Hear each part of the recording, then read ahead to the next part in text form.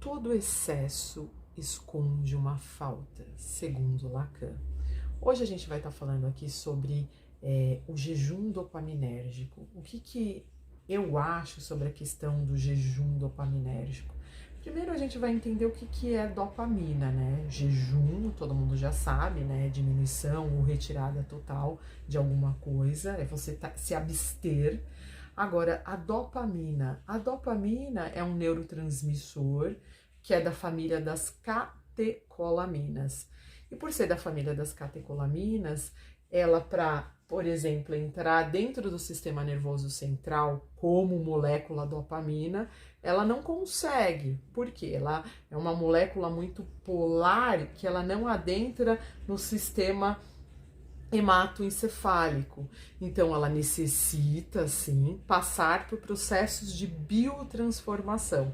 Para que a dopamina entre no sistema nervoso central e faça aquele seu papel quando ela está no equilíbrio para o lado motivacional, quando eu tenho aqui ligação com D1 e D5 e estou desligando aqui D2, D3 e D4, que são os receptores de dopamina, eu vou conduzir sim a um processo motivacional, a um processo que vai me trazer prazer, inclusive até, dependendo da quantidade de dopa, se eu estimular D1, eu vou ter um relaxamento muscular, eu vou ter uma sensação muito prazerosa.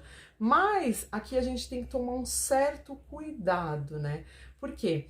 A dopamina, para ela entrar no nível cerebral, né, fazer função neurológica no cérebro, ela precisa estar num formato específico, que é o formato do L-Dopa.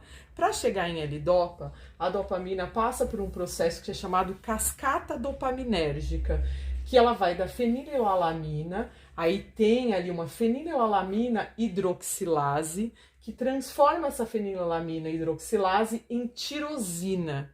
A tirosina também passa por um processo de biotransformação da tirosina hidroxilase, que vai transformar em L-Dopa. Esse L-Dopa também vai passar por um processo de biotransformação com os aminoácidos aromáticos e vai descarboxilar, transformando-se em dopamina, que vai para o nível cerebral.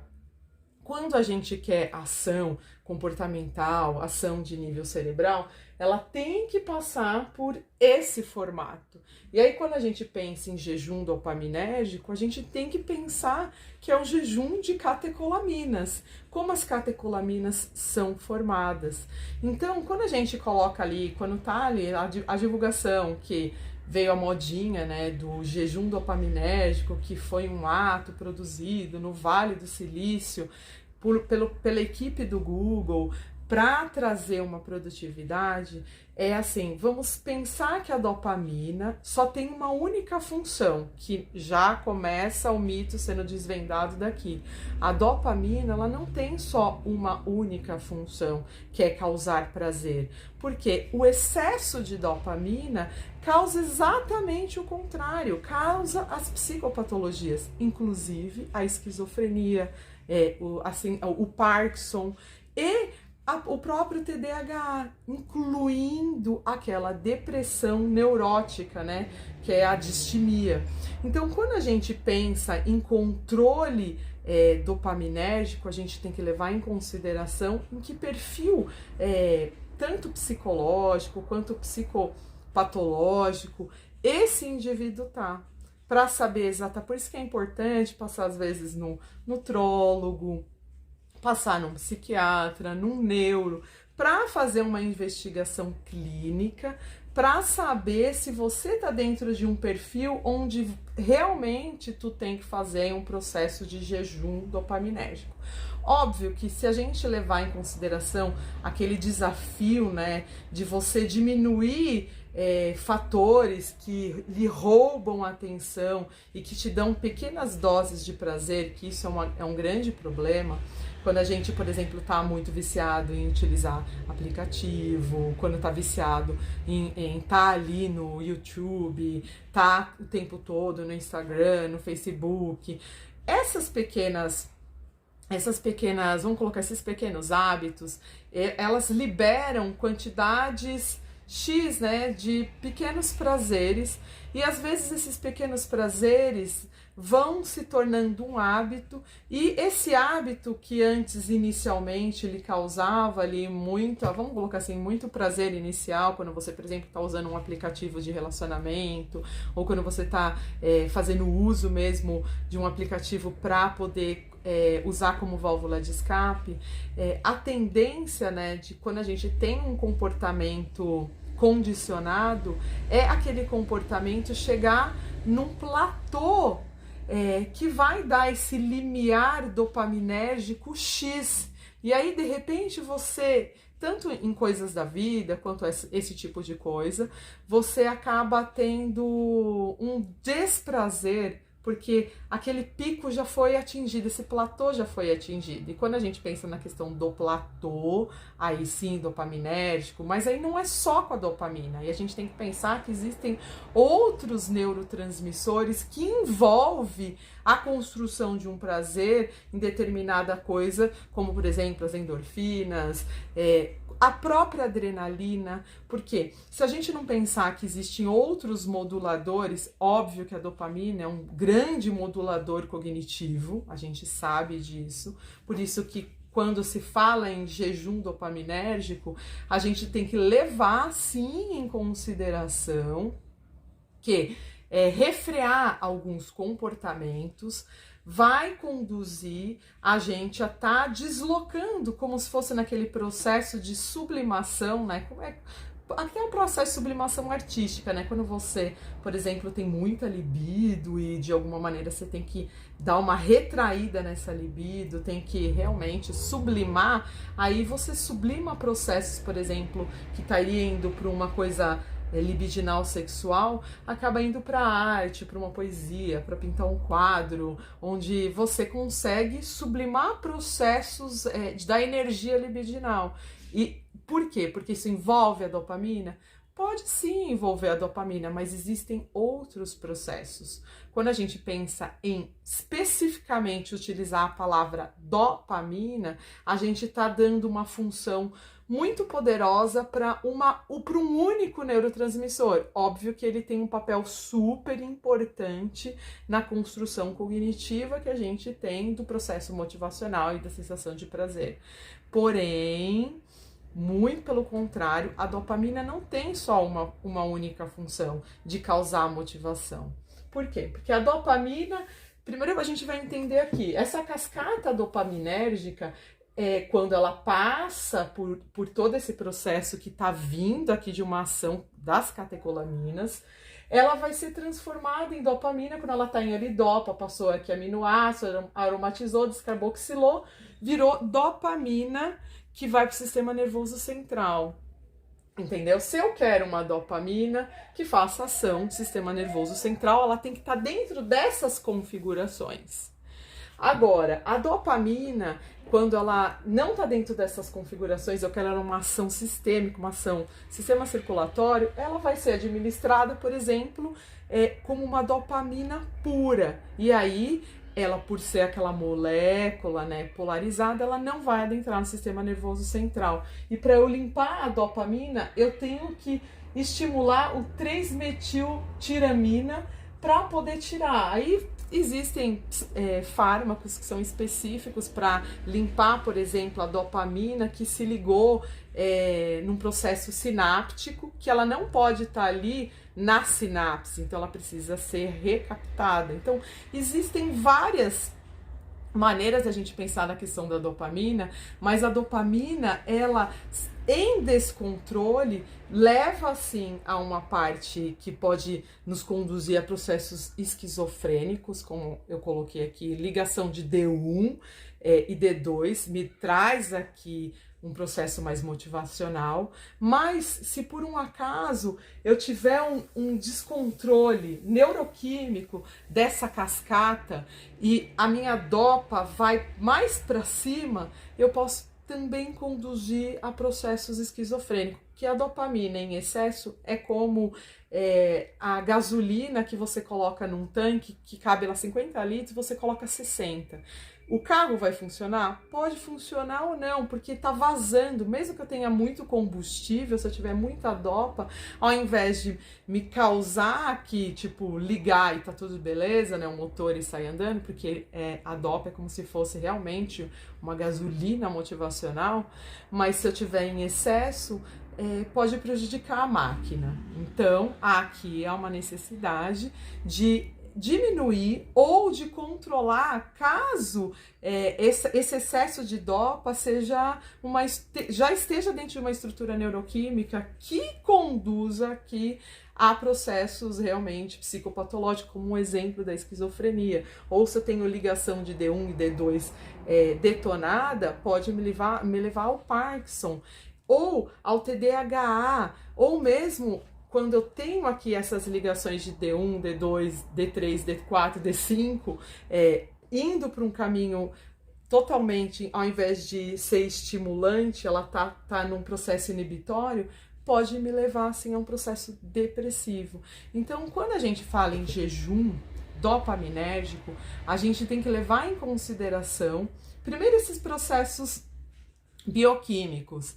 Segundo, o que eu realmente quero para poder consertar processos motivacionais, melhorar a questão tanto da procrastinação. A procrastinação pode estar ligada a dopamina? Pode ter uma ligação, sim, dopaminérgica quando a gente pensa nessa questão do platô, mas ela também pode estar ligada à adrenalina, que às vezes é necessário para que esse sujeito saia de um campo ali que está totalmente, às vezes, catatônico, parado. Existe um equilíbrio bioquímico que a gente tem que pensar, que não está só relacionado ao fato de parar de usar aplicativos, ao fato de comer direito, fazer exercício. Existe toda uma educação para isso. E quando a gente pensa nisso, a gente tem que levar em consideração que o jejum dopaminérgico, que virou uma palavra de modinha, que vem desse Vale do Silício aí, que expandiu como uma possibilidade de melhorar a produtividade, a gente tem que levar em consideração outros fatores. A dopa passa por um processo, né, vem das catecolaminas, então ela passa por um processo de biotransformação que está muito mais relacionado a como a gente se alimenta, como a gente exercita nosso corpo. Não é para deixar de fazer exercício aqui. A proposta do jejum dopaminérgico, a proposta do jejum dopaminérgico, ela tem que ter uma outra fala para ter uma justificativa científica. Quando a gente pensa em diminuição de prazeres, a gente tem que levar em consideração que prazeres que realmente desequilibram as catecolaminas e que desembocam, sim, no lado maligno, né, dessas ligações de D1, D2, aí vai para o lado que é inibitório, D2, D3, D4, D5. D1 e D5 vai fazer uma ligação motivacional. D2, D3 e D4 vai fazer uma ligação que é do transbordar dopaminérgico, que vai trazer aqui a psicopatologia, que vai trazer aqui a falta de produtividade, aquela lentificação, às vezes uma catatonia, que está totalmente ligada aos processos tanto depressivos ou da própria esquizofrenia. Entendeu? E dependendo de como a gente conduz aqui essa produção e não ir para o processo de suplementação, gente, sem ter ali uma orientação, sem saber como que está seu organismo, sem saber se você tem psicopatologias pré-existenciais, porque é muito perigoso. Porque se você aqui aromatizar demais a dopamina, ao invés de você, recriar esse processo que seria motivacional, você pode induzir a processos psicopatológicos. Excesso de dopa gera sintomas esquizofrênicos. Então a gente tem que tomar muito cuidado. Jejum, como que é fazer esse jejum de dopa? O jejum de dopa, para mim, assim, ele tem que estar atrelado a outras coisas. Quando você for pensar em fazer jejum, você tem que pensar primeiro assim, como que você tá em relação a isso, como que você tá em relação à sua dieta, como que você tá em relação aos seus quadros psicopatológicos, caso você tenha, como que você está em relação à sua qualidade de vida. Quando você pensa em qualidade de vida, você tem que colocar ali objetos realmente que você tem que construir, que pode sim ou não tá ligado com a diminuição de dopamina. Eu colocaria assim, tipo, mudanças de hábitos, a questão do sono. O sono, como é que tá esse sono? Esse sono é um sono contínuo, ele passa por todas as fases, você levanta cedo, dorme tarde, depende da sua rotina, depende de como tá a questão circadiana, depende como que você tá ali no processo realmente de tá ligado com as questões do mundo, porque às vezes você pode criar jet lag social, se você tá dormindo num determinado horário e acordando num horário completamente diferente do que o social tá acordando, e de repente você é convocado a tá produzindo alguma coisa, mas você não consegue produzir aquela alguma coisa porque você tá num horário completamente diferente. Isso já mexe aqui seus centros de dopa, isso já mexe aí com a sua produtividade, isso já mexe com quase tudo. Então, quando a gente pensa em jejum, a gente tem que pensar assim, o que eu preciso fazer para melhorar tanto a minha produtividade e para que realmente eu me sinta satisfeito com as minhas questões, tanto de nível aqui mais fisiológico, né, do soma, quanto psicológico. E saber se realmente eu tô preparado ou tô preparada para abrir mão de algumas coisas para conseguir outras. Então, quando você pensa em doping, você tem que sempre pensar na questão nutricional primeiro, depois questão do sono, nutrição, sono, exercício, né? E exercício tem a ver sim com um comprometimento que você tem que ter. E não é para tirar o exercício, porque muitas vezes o exercício não causa prazer.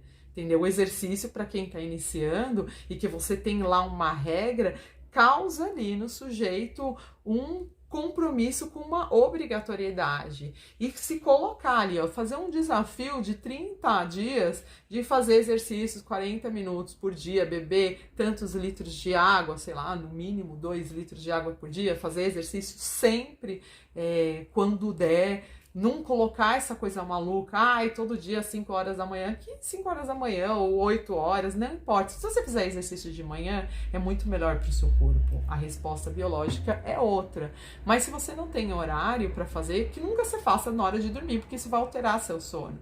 Então, mas que você faça exercício 40 minutos por dia e que você coloque isso como regra. Melhore a sua ingesta hídrica todo dia. Coloca o horário para dormir todo dia, dormindo naquele mesmo horário, tentando se aproximar desse horário. Isso tudo já começa a fazer uma faxina na neuroquímica cerebral e já vai te trazer, depois de 30 dias que você tá ali nesse processo, eu colocaria até mais, né? Mas para estimular e motivacional aí, mente vocês, põe 30 dias como desafio. E isso vai se aumentando quando você vai percebendo benefícios que você tá tendo, por exemplo, na condução da sua memória, porque a dopa também, ela tem esse papel de melhorar a memória. Ela também tem esse papel de ir para o mecanismo de recompensa que a gente tem no cérebro. E quando a gente põe desafio, que a gente se desafia, e isso também acaba sendo motivacional e você vai sentindo como um prazer, não que seja relacionado bioquimicamente à molécula de produção de dopamina, porque isso tem a ver com as catecolaminas, quando a gente realmente faz um processo alimentar e tem condutas fisiológicas que nos levam a melhorar a produção, como os exemplos que eu dei aqui. Exercício, dormir, porque assim, eu dormir eu vou produzir melatonina numa quantidade adequada, essa melatonina depois vai me dar uma otimização, e quando eu vou fazer a minha alimentação aqui, que pode ser dopaminérgico ou não, eu vou produzir catecolaminas de uma maneira mais saudável, eu não vou estar fazendo subprodutos, por exemplo, quando eu penso na questão de quando eu tô com uma ingesta muito alta de calorias, eu tenho picos muito altos de necessidade de ingestas maiores de calorias. E aí o meu corpo vai produzindo ali a insulina. Se eu como muita caloria, aumento meus picos insulínicos. E essa é a necessidade que eu tenho de comer mais, comer mais, comer mais, comer mais. E o cérebro vai aumentando, né, esse limiar para conseguir o prazer dopaminérgico daquele alimentar. Então, por isso que é interessante quando a gente pensa nesse jejum aí que foi difundido de dopamina, é iniciar com uma coisa que vai fazer com que você realmente faça aquilo. Porque se você colocar assim, eu vou fazer um desafio de 70, 80, 90 dias, o seu cérebro, ele vai produzir, porque quando você tem processos de resistência, você tem processos também que estão acontecendo, hormonal, que te colocam nesse perfil dopaminérgico, que te tiram, colocando o excesso, por exemplo, de noradrenalina. Noradrenalina é no nível cerebral, adrenalina é no nível periférico. Quando você põe ali noradrenalina, que de repente vai falar assim, porra, você começou a fazer exercício, de repente você começa a parar, assim, do nada. Por quê? Porque você não colocou ali objetivos que realmente são alcançáveis para o seu sistema nervoso central, que está dentro desse perfil que já foi ali experimentado. Aí fala assim, radicalmente tirar. Não são totalmente coisas radicais. A gente tem que começar com pequenos passos. Hoje, por exemplo, eu não vou comer chocolate tal hora, ou como quando a ansiedade bater, vai lá e comer chocolate. Tudo bem que chocolate, que a gente sabe, né, que tá com a produção diretamente, dependendo do chocolate que você come, ela tem uma produção diretamente com o fator que desenvolve a serotonina. Então, quando você pensa assim, putz, então se eu parar de comer chocolate, eu não vou ficar tão feliz porque eu não vou produzir serotonina. Então, você vai desmamando, que é como você, assim, você não tá acostumado a beber 2 litros de água, você bebe 500 litros hoje, amanhã você bebe 600, aí do outro dia você vai aumentando. E nisso você vai se reeducando. Hoje você dorme normalmente 2 da manhã, hoje você dorme 1h30. Amanhã você tenta dormir, depois de uma semana você tenta dormir a 1. Depois você tenta dormir, você vai desmamando os seus hábitos negativos devagar, porque se você for por uma coisa muito radical, como por exemplo um jejum absoluto de dopamina, o seu próprio sistema nervoso central e sua própria neuroquímica vai chegar num momento que ela vai produzir adrenalina, que vai avisar o seu cérebro que você não consegue. E aí você vai acabar desistindo, você não vai conseguir a produção que você precisa para ativar D1 e D5, você vai acabar indo para um processo noradrenérgico total, e aí ao invés de eu soltar a dopamina positiva, eu vou acabar liberando a dopamina negativa e que vai me desmotivar. Quando a gente pensa em jejum, a gente tem que levar tudo isso em consideração. É muito interessante essa coisa de que fazer um jejum pode me ajudar em processos, sim, mas cada caso, cada pessoa é um caso, e sempre procure uma orientação para saber exatamente como está seu estado fisiológico, como você está no seu estado psicológico, motivacional, para também você conseguir dar suporte, porque se você vai fazer uma coisa muito cabeçuda, que vai te deixar depois com uma sensação de que você fracassou, ou que não que isso não seja interessante para a gente aprender num processo evolutivo, mas que você coloque ali, é como começar uma musculação. Ninguém começa com 100 quilos ali, ou 40 em cada perna. Ninguém começa com o máximo de pesos para poder adquirir uma massa muscular. Você vai começar conforme aquilo que você aguenta. E exatamente como a própria musculação, você vai aumentando o seu desafio semanalmente, diariamente, conforme você vai chegando ali, vai chegando ali na falha. Chegou ali na falha, que você vê que não aguenta mais, você dá novos desafios ali para que essa falha não seja o fator noradrenérgico que vai inibir seus processos dopaminérgicos de você conseguir o desafio que você se colocou. Então, sempre que você pensar em dieta, pensa em como que tá seu sistema fisiológico, como tá seu psicológico, a psicossomática. E em cima disso, construa, sim, um plano de ação para que esse jejum chegue no objetivo, que é o objetivo X, que você aí tá pensando em, por exemplo, chegar. Bem, é o que eu tenho para vocês. Deixa seu like.